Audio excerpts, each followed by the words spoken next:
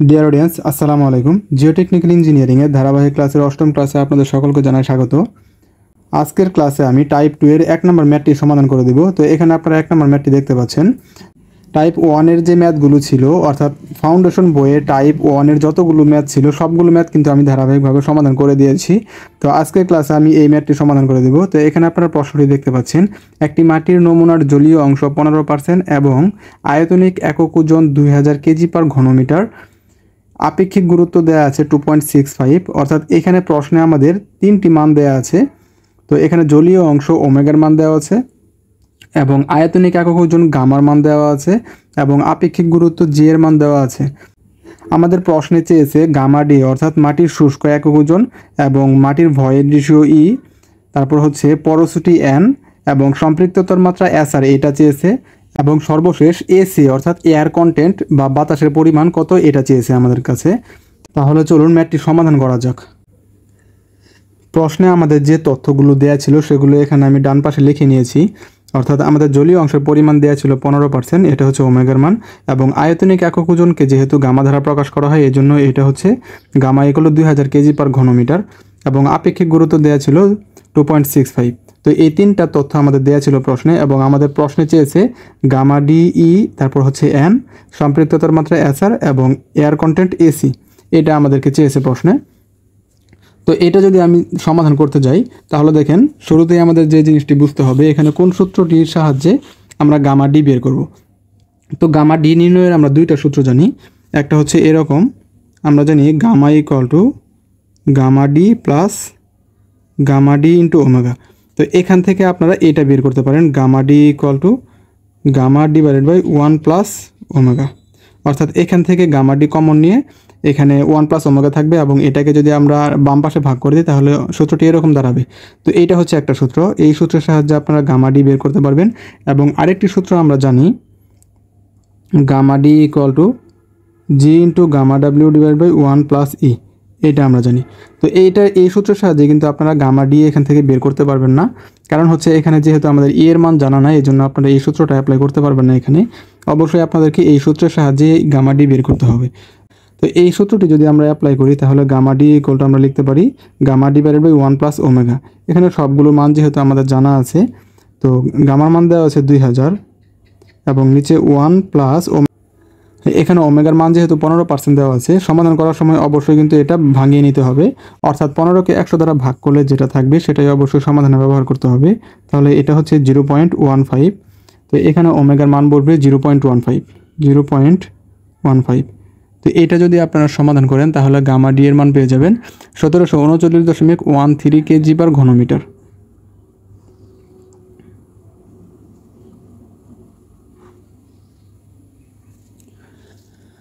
তো এইটা হচ্ছে এই ম্যাথের প্রথম আনসার। এবং তারপর দেখেন, আমাদেরকে ভয়েড রেশিও ই বের করতে বলেছে। তো ভয়েড রেশিও ই নির্ণয় করার জন্য আমরা এই সূত্রটি অ্যাপ্লাই করব, gamma D equal to G gamma W divided by 1 plus E. তো এই সূত্রটি আমরা অ্যাপ্লাই করব, অর্থাৎ এই যে উপরে যেটা আমি লিখেছিলাম এটা, এই সূত্রের সাহায্যে আমরা ই এর মান বের করতে পারবো, কারণ এখানে আমাদের গামা ডি এর মান জানা আছে, জি এর মান জানা আছে, এবং গামা ডাব্লিউ যেহেতু পানির একক ওজন, এটা হচ্ছে মুখস্থ মান। তো এইটা অবশ্যই আপনারা মুখস্থ রাখবেন কিন্তু। তারপর দেখেন এখানে ই শুধুমাত্র ই আননোন থাকবে, এই জন্য ই এখান থেকে বের করা যাবে। এখান থেকে গামা ডি এর মান বসাবেন 1739.13। তারপর জি হচ্ছে 2.65 ইন্টু, দেখেন 1739.13, এইটা যেহেতু কেজি পার ঘনমিটারে, এই জন্য গামা ডাব্লিউর মান অবশ্যই কেজি পার ঘনমিটারে এককই বসাইতে হবে। তো কেজি পার ঘনমিটারে গামা ডাব্লিউর মান হচ্ছে 1000, এবং এখানে 1 প্লাস ই এটা থাকলো। তো এটা যদি আপনারা ক্যালকুলেশন করেন তাহলে ই ইকুয়াল টু পেয়ে যাবেন 0.52। তো এটা হচ্ছে এই ম্যাথের দ্বিতীয় অ্যান্সার। দেখেন ই নির্ণয় করার জন্য আপনারা এই সূত্রটি মাথায় আসতে পারে, অর্থাৎ এই যে এটা S R into E equal to omega G. তো এই সূত্রের সাহায্যে আপনারা ই কিন্তু বের করতে পারবেন না, কারণ হচ্ছে এখানে যেহেতু আমাদের সম্পৃক্ততার মাত্রাটা দেয়া নাই প্রশ্নে, এই জন্য এই সূত্রে অ্যাপ্লাই করতে পারবেন না। সম্পৃক্ততার মাত্রা আমাদেরকে বের করতে হবে, এই যে এখানে দেখেন এটা নির্ণয় করতে হবে, এই জন্য এই সূত্রে অ্যাপ্লাই করা যাবে না। তো ই ইকুয়াল টু 0.52 এটা আমরা পেয়ে গেলাম।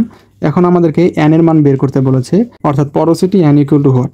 তো এন এর মান বের করার জন্য আমরা সূত্র জানি, N equal to E divided by 1 plus E. এটা আমরা জানি।